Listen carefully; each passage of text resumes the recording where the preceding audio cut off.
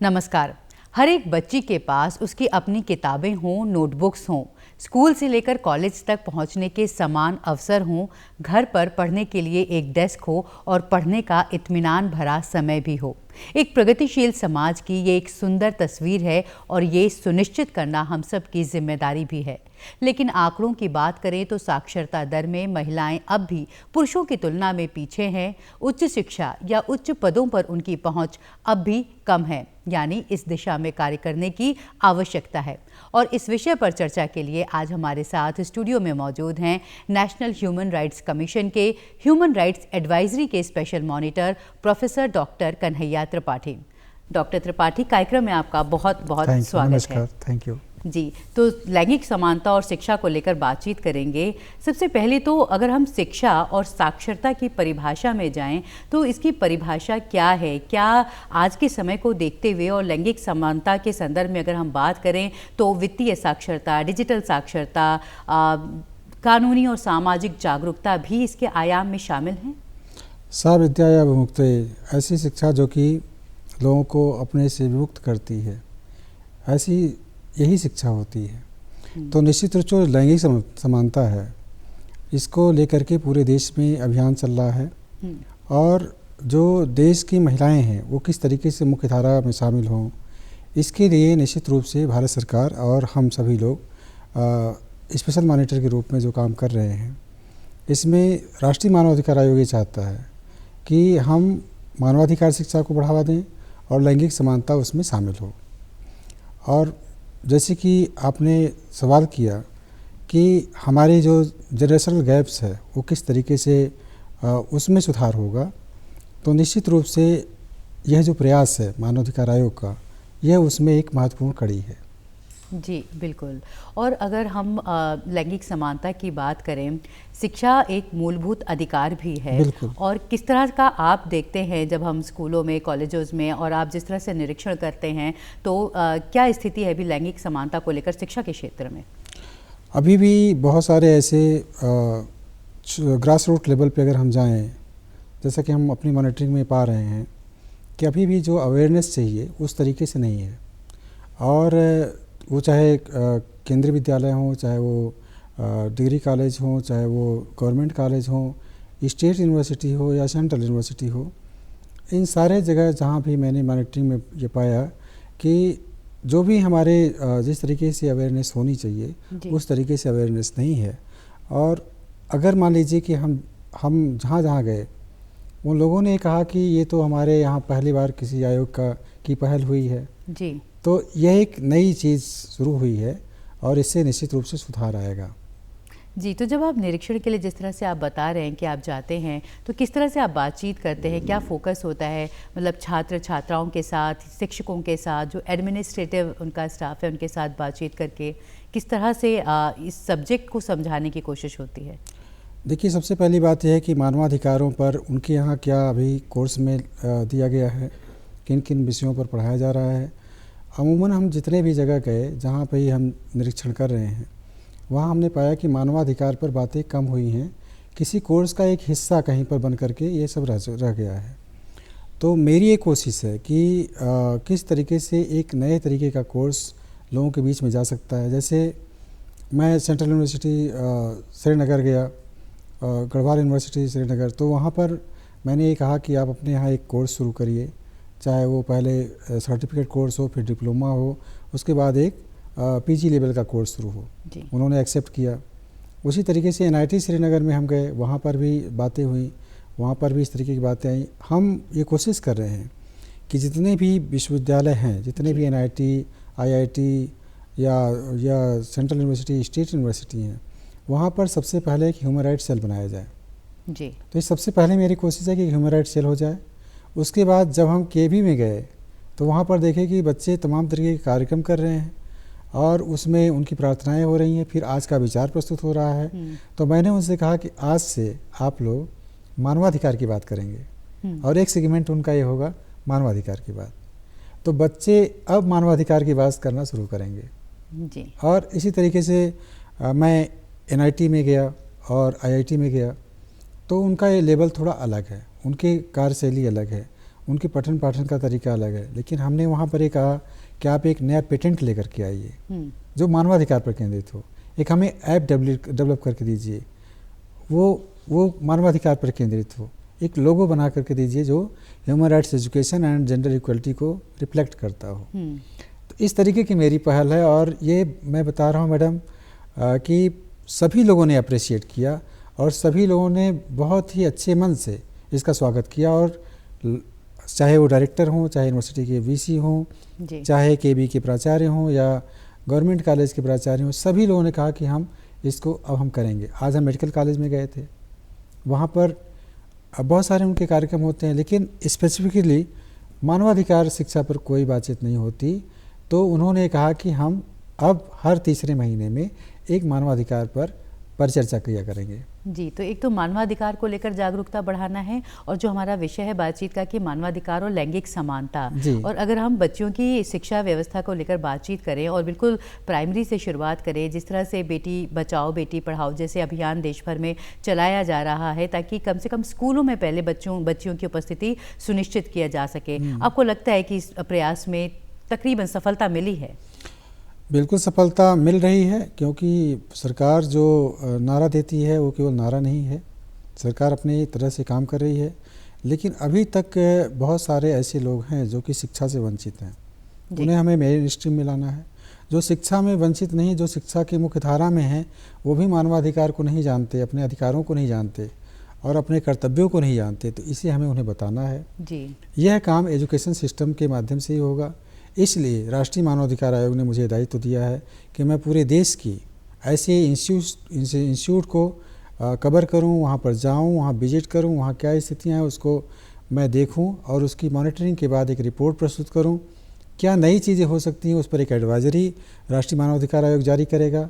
और निश्चित रूप से हम ये यकीन करते हैं कि ये कार्यकाल मेरा 3 साल का है और 3 साल में मैं मैडम ये दावा करता हूँ कि पूरे देश में मानवाधिकार की बातें शुरू हो जाएंगी। जी, बहुत ही अच्छी पहल है आपकी। और क्योंकि मानवाधिकार को जब हम जानेंगे तभी हम अपने अधिकार और अवसरों की बात भी कर सकेंगे। एक्चुअली होता क्या है कि जैसे बच्चियां हैं, अब इसमें हम जब कोई मन व्यथित होगा, जब कोई मन तनाव में होगा, जब कोई मन बहुत दुखी होगा, तो ना ही वो एजुकेशन से जुड़ पाएगा, ना ही अपने करियर से जुड़ पाएगा, ना ही अपने जीवन को उन्नत बना सकता है।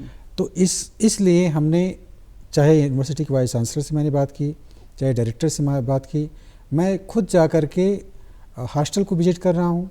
लड़कियों से स्पेशली मैं अलग से बात कर रहा हूँ कि उनकी क्या समस्याएं हैं, उनकी जो हाइजीन की व्यवस्था है वो हाइजीन किस तरीके से है, सैनिटेशन कैसा है, इवन सैनिटरी पैड उनको समय से मिल रहा है, गुणवत्तापूर्ण मिल रहा है कि नहीं मिल रहा है। इन सारी चीज़ों पर मैं फोकस कर रहा हूँ ताकि एक लड़की अच्छे मन से अपनी शिक्षा को ग्रहण कर सके। इसके साथ साथ मैं बताना चाहूँगा कि मैंने सारे इंस्टीट्यूट को ये कहा कि आप अपने एरिया में आउटरीच प्रोग्राम करिए। जो LGBTQ के लोग अभी मुख्यधारा में शामिल नहीं हो पाए हैं जी, उनको किसी तरीके से आप पढ़ाई लिखाई में शामिल करिए। वो पहले प्राइमरी में शुरू हो जाए, फिर वो इंटरमीडिएट में जाएं और उसके बाद फिर वो उच्च शिक्षा में भी आएँ। मेरा ये विचार है। तो जब आपने बातचीत की, जिस तरह से आप बता रहे हैं कि आपने हॉस्टल्स में भी और छात्राओं से भी बातचीत की, तो किस तरह की जागरूकता और अवेयरनेस आपने, खासतौर पर छात्राओं की मैं बात कर रही हूँ, उनके बीच में आप पाते हैं? छात्राओं ने मुझे ये कहा कि अभी तक इस तरीके की कोई बात करने यहाँ पर नहीं आया था और ये पहली बार ऐसा हो रहा है कि आप मुझसे बात कर रहे हैं। छात्राएं डरती हैं अपने शिक्षकों से, अपने अभिभावकों से, मतलब वो शिक्षक जो है या एडमिनिस्ट्रेशन जो है उनसे डरती हैं। तो इसलिए मेरी कोशिश होती है कि उनको अलग करके मैं उनसे बात करूं और बहुत सारी बातें निकल करके आती हैं कि हमारी बहुत सारी कमियां हैं जिससे आप पूरा करवा सकते हैं जी। मैंने ऐसे बहुत सारे निर्देश दिए, मैंने ऐसे बहुत सारे उनको सलाह दिए कि आप इन चीज़ों को फोकस करिए और इन लड़कियों को पूरी तरीके से डिग्निटी के साथ जीने का हक है जी। अगर वो डिग्निटी के साथ जिएंगे तब वो शिक्षा अर्जित कर पाएंगे। जैसे कहीं पर मान लीजिए कि हिंदी में कोई पेपर आ रहा है, अंग्रेजी में नहीं आ रहा है, उनकी मांग है कि हमें अंग्रेजी में भी चाहिए। अच्छा। पढ़ना चाहती हैं लड़कियां, पढ़ना चाहती हैं। अब हमें ज़रूरत इस बात की है कि हम उनको अच्छा अवसर दे पाएँ। जी। और जैसे हमने अभी प्राइमरी शिक्षा की बात की और जिस तरह से आपने शैक्षिक संस्थानों में छात्राओं से वार्तालाप किया, उच्च शिक्षा में अब जब हम देखते हैं लड़कियों का प्रतिशत अपेक्षाकृत लड़कों की तुलना में कुछ कम है, और ख़ासतौर पर जो स्टेम सेक्टर है, जो विज्ञान से जुड़े सेक्टर हैं, जो तकनीक से जुड़े क्षेत्र हैं, वहाँ पर भी लड़कियों की संख्या अपेक्षाकृत कम है। तो इसे किस तरह से देखते हैं आप? देखिए, कहीं कहीं तो मैं ऐसा पाया कि वहाँ पर जेंडर इक्वलिटी की जब हम बात करते हैं तो महिलाओं की संख्या ज़्यादा थी। अच्छा। लड़कियों का जो उनका ग्राफ है वो थोड़ा ज़्यादा था। तो हम ये नहीं कह सकते कि सारे इंस्टीट्यूट में ऐसी प्रॉब्लम्स हैं। जैसे मैं आईआईटी का मैं उदाहरण देना चाहूँगा। आईआईटी के जो डायरेक्टर हैं वो बहुत ही कंसर्न, मतलब बहुत अच्छे तरीके से उन्होंने इस चीज़ को समझा, और वो हर चीज़, हर पहलू पर, जैसे वहाँ सैनिटेशन बहुत अच्छा है, ये स्टेट यूनिवर्सिटी में भी होना चाहिए, ये सेंट्रल यूनिवर्सिटी में भी होना चाहिए, और उनके छात्रावास जिस तरीके से आईआईटीज़ में हैं। तो मैं तो मतलब सरकार के प्रतिनिधि के रूप में, जो राष्ट्रीय मानव अधिकार आयोग के प्रतिनिधि के रूप में मैं ये कहना चाहूँगा कि सरकार जिस तरीके से फोकस करती है आईआईटीज़ को, उसी तरीके से फंड प्रोवाइड स्टेट यूनिवर्सिटी और सेंट्रल यूनिवर्सिटी को भी करे, तो वहाँ पर भी व्यवस्थाएं अच्छी हो सकती हैं। कुछ तो प्रॉब्लम यहाँ होगी जो मैं मानता हूँ। दूसरी चीज़ ये है कि एक विल होता है, मतलब इच्छा शक्ति। तो हमारे जो और इंस्टीट्यूट के दूसरे लोग हैं उनके भीतर इच्छा शक्ति होनी चाहिए कि हमारी ही बच्चियाँ हैं, हम इनके मेंटोर हैं और हमें कुछ करना ही चाहिए। तो इसलिए राष्ट्रीय मानव अधिकार आयोग की पहल है कि हम हर बच्ची के जीवन में, हर बच्ची के चेतना में जा कर के काम करें और वो अपनी आवाज़ को उठाए, अपनी आवाज़ के साथ जिए और अपने अधिकारों को सुरक्षित करे। इसीलिए हमने ऐसे बहुत सारे एस्पेक्ट्स हैं जिस पे मैंने बात की, क्योंकि लड़कियों के साथ बहुत सारे मिसबिहेव होते हैं। तो ऐसी भी चीज़ों को मैंने जानने की कोशिश की, क्योंकि अगर मान लीजिए उनका मन कहीं से दुखी रहेगा तो पढ़ाई में ध्यान उनका नहीं जाएगा। तो इस तरीके की चीज़ें हैं जिसको कि हमें सारे इंस्टीट्यूट के लोगों ने बहुत आश्वासित किया कि हम इसमें आपका सहयोग करेंगे। वो नए कोर्स ला रहे हैं। आईआईटी ने कहा कि हम आपको पेटेंट देंगे, और एनआईटी ने भी नई पहल, एक नया सर्टिफिकेट कोर्स शुरू करने के लिए कहा। और इस तरीके से अभी मैं संस्कृत यूनिवर्सिटी में गया था, तो संस्कृत यूनिवर्सिटी में बच्चियों की संख्या कम है, वहाँ संस्कृत पढ़ने वाली बच्चियाँ कम हैं। लेकिन उन लोगों ने मुझे कहा कि मैं संस्कृत भाषा में उच्च शिक्षा में काम करने की वजह से मैं संस्कृत भाषा में मानवाधिकार पर एक मोनोग्राफ लिख करके आपको दूंगा जी। तो एक बड़ा चेंज आने वाला है मेरे इस दौरा से। और मैं अगर देश के तमाम कोने में गया, अभी साउथ में मुझे जाना, अभी शुरुआत मेरी यहाँ से हुई है जी, तो मुझे यकीन है कि मैं बहुत सारी चीज़ों को बदल दूंगा। जी, और बहुत बहुत शुभकामनाएं आपको कि आप ज़रूर ये बदलाव, ये जो सकारात्मक बदलाव है वो लेकर आएँ आप। और आपने अभी जैसे बात की कि छात्राओं ने कहा कि मिसबिहेव होता है, सभी संस्थानों में खासतौर पर एक ऐसी शिकायत निवारण कमेटियां और जेंडर सेंसिटाइज्ड करने की कमेटियां होनी चाहिए। आपने क्या पाया अपने निरीक्षण के दौरान कि ये कमेटियाँ गठित हैं, किस स्तर पर काम कर रही हैं, कितनी एक्टिव हैं? नहीं, जितने संस्थानों में दौरा किया कोई भी पेंडिंग उनके केस नहीं है, और सारे लोगों ने कहा कि हमने सारे, हो सकता हमारे दौरे से पहले रिजॉल्व हो गई हो। लेकिन मैं ये मानता हूँ कि मैंने एक सुझाव दिया है हर इंस्टीट्यूट में कि आप अपने यहाँ एक ह्यूमन राइट्स सेल बनाइए, जिसमें कि वो मॉनिटरिंग ज़रूर रखे कि हमारे यहाँ जो इस तरीके की कमेटीज़ में जो मामले हैं वो मामले समय से सुलझाए जा रहे हैं कि नहीं सुलझाए जा रहे हैं। तो मुझे यकीन है कि जब ये सेल बन जाएगा तो थोड़ा सा और उनके ऊपर प्रेशर रहेगा और वो चीज़ें जो है नॉर्मल रूप से वो बहुत सही समय पर हुआ करेंगी। और एक तो होता है कि कोई शिकायत या मिसबिहेव की बात, और दूसरा ये भी होता है कि किस तरह का माहौल है, कितना इंक्लूसिव माहौल है संस्थान के या परिसर के भीतर या हॉस्टल के भीतर, जो बातचीत का माहौल है, कम्युनिकेशन कितना अच्छी तरह से हो रहा है, वो किस तरह से आप देखते हैं? क्योंकि जेंडर सेंसिटाइज कमेटी यहाँ पर भी बहुत कारगर साबित हो सकती है। बिल्कुल होती है जेंडर सेंसिटाइज।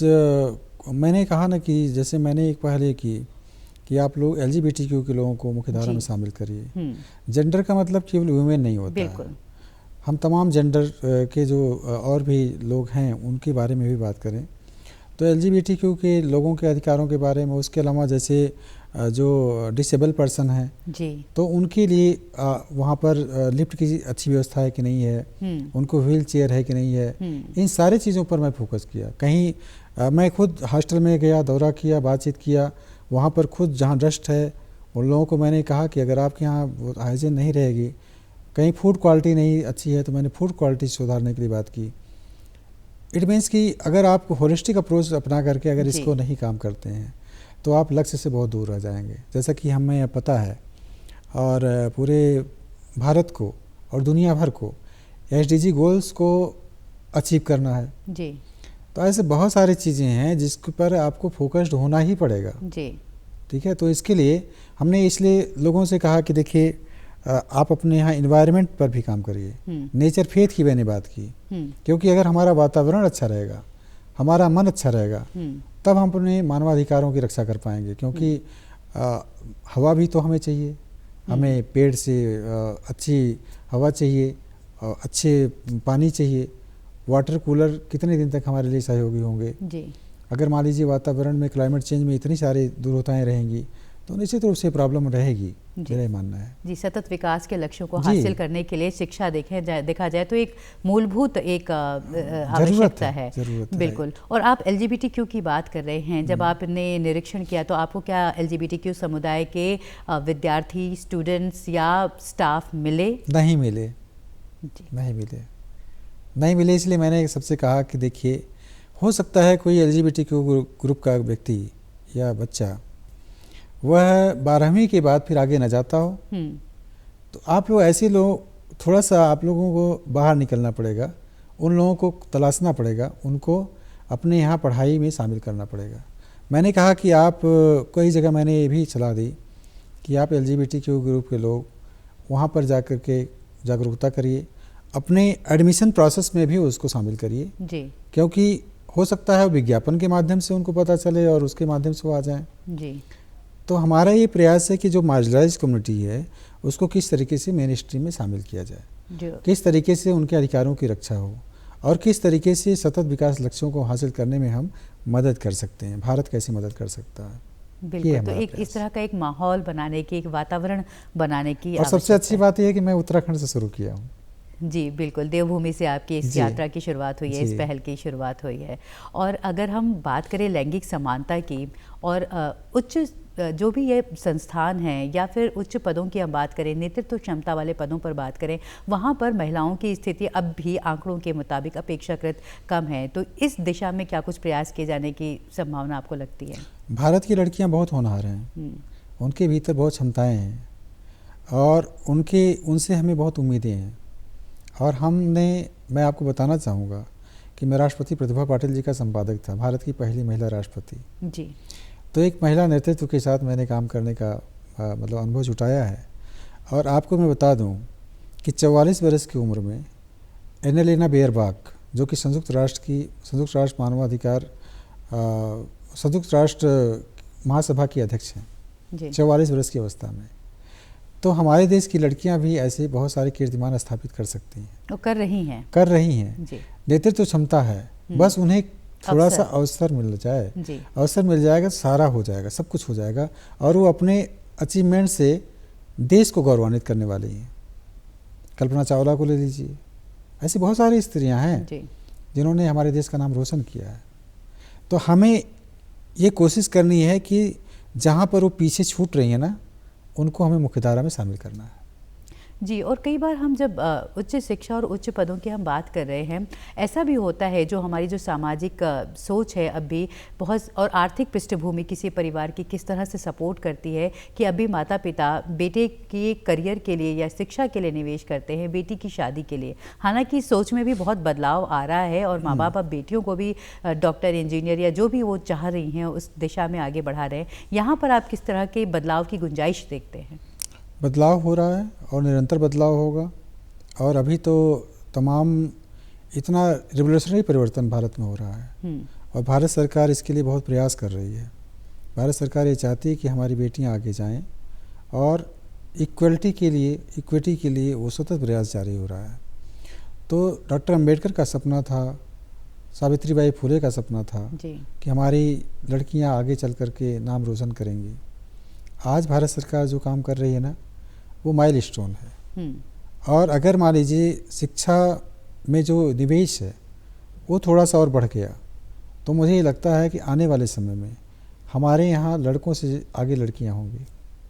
जी, और बल्कि बराबरी की हम बात कर रहे हैं सभी के लिए। नहीं, इंक्लूसिवनेस होना चाहिए, हाँ। सत्य और समावेशी विकास होना चाहिए जी। लेकिन चूँकि मेधा शक्ति जो होती है वो लड़कियों की बहुत अच्छी है। आप देखेंगे कि जब किसी स्कूल्स में कंपटीशन होता है तो वो प्रथम आ जाती हैं। कोई एग्ज़ाम होते हैं उसमें पहले स्थान पर लड़कियां होती हैं। तो इसलिए हम उम्मीद रखते हैं कि आने वाला समय लड़कियों का है भारत। और जब आप जिन शैक्षिक संस्थानों में गए और जिन अलग अलग संस्थानों में गए, वहाँ पर मुखिया पद पर, नेतृत्व पद पर आपको कितनी महिलाएं मिली हैं? ये बहुत अच्छा सवाल आपका है जी। और मैं तो एक ही नाम लूँगा, वो देहरादून यूनिवर्सिटी के वाइस चांसलर हैं जी। और उसके अलावा मुझे तो अभी इस तरीके की नहीं मिले, लेकिन ये ज़रूर है कि आईआईटी रुड़की में महिलाओं का पार्टिसिपेशन जो है एकेडमिया में बहुत अच्छा है जी। उनके द्वारा अच्छा कार्य किया जा रहा है। इवन मैं वहाँ के हॉस्टल में जा कर के उनको कैसे खाना मिल रहा है उसको भी मैंने चेक करने की कोशिश, उनके साथ मैं खाना खाया। तो उसकी वार्डन जो चीफ वार्डन थी वो लेडी थी, उनका वो बहुत अच्छा मोनोग्राफ बनाती हैं।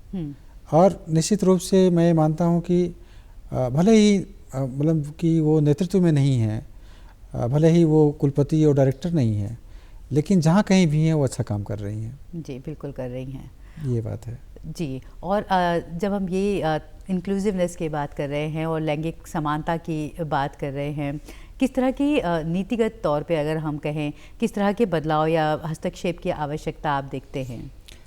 हस्तक्षेप देखिए राष्ट्रीय मानवाधिकार आयोग कर रहा है और उसी के तहत मुझे पूरे देश में human right education and gender equality के लिए भेजा गया है और मैं उसे बहुत निष्ठापूर्वक कर रहा हूँ। मैं बहुत सारे डेटा जब मेरे पास इकट्ठा हो जाएंगे जी, और इसीलिए मैंने कभी भी ये नहीं सोचा कि मैं हायर एजुकेशन या मैं प्रोफेसर हूँ तो मुझे केवल यूनिवर्सिटी में जाना चाहिए। नहीं, मैंने तय किया कि मैं केबी में भी जाऊँगा, मैं गवर्नमेंट कॉलेज में जाऊँगा, मैं आईआईटी में जाऊँगा, एनआईटी में जाऊँगा, मेडिकल कॉलेज में जाऊँगा, स्टेट यूनिवर्सिटी में जाऊँगा और सेंट्रल यूनिवर्सिटी में जाऊँगा। और हर जगह के रिस्पांस को लेकर के जब एक अच्छी मेरे पास डायरी बनेगी तो फिर एक एडवाइजरी हम जारी करवाएंगे जी। और हम चाहेंगे कि देश में जो मूलभूत समस्याएं हैं, मूलभूत चीज़ें हैं, मूलभूत जो ज़रूरतें हैं, उसके पीछे जो समस्याएं हैं उसको हम एडवाइजरी के माध्यम से लाएं और वो पूरे देश के लिए लागू हो।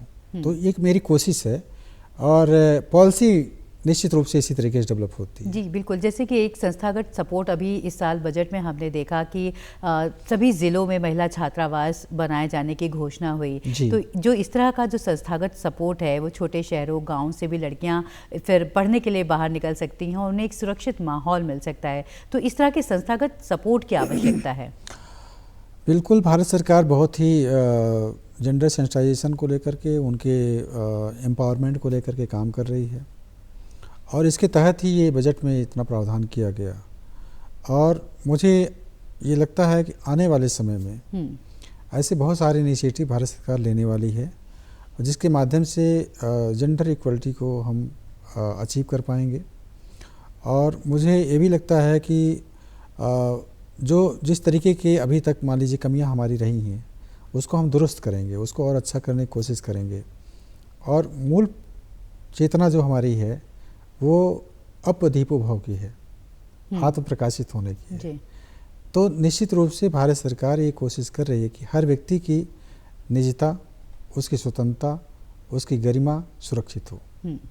राष्ट्रीय मानवाधिकार आयोग इसी को एक केंद्र में रख करके ये सारा चीज़ कर रहा है और भारत सरकार भी इस चीज़ को लेकर के आगे बढ़ रही है।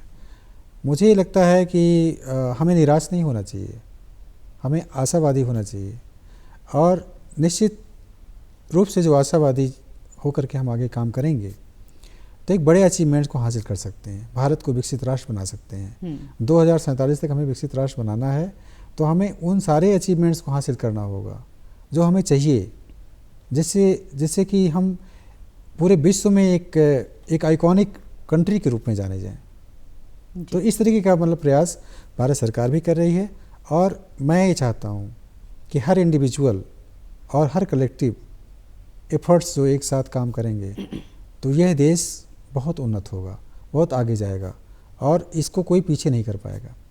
जी, और भारत जिस तरह से दुनिया में सबसे युवा आबादी वाला राष्ट्र है, और इस युवा आबादी में 50% जो आधी आबादी है वो महिलाओं की है, तो हमें जब विकसित राष्ट्र की हम जब संकल्पना करते हैं कि हम 2047 में भारत एक विकसित राष्ट्र होगा, तो वहाँ पर ये जो आधी आबादी है इसका योगदान बहुत ही अमूल्य होने जा रहा है। और इसीलिए नई शिक्षा नीति है या जो अलग अलग कार्यक्रम है वो कौशल विकास पर बहुत जोर देते हैं, महिलाओं के कौशल विकास पर, ताकि बहुत सारे स्किल डेवलपमेंट प्रोग्राम के ज़रिए वो साइंस से लेकर आर्ट्स तक हर सेक्टर में आगे बढ़ सकें।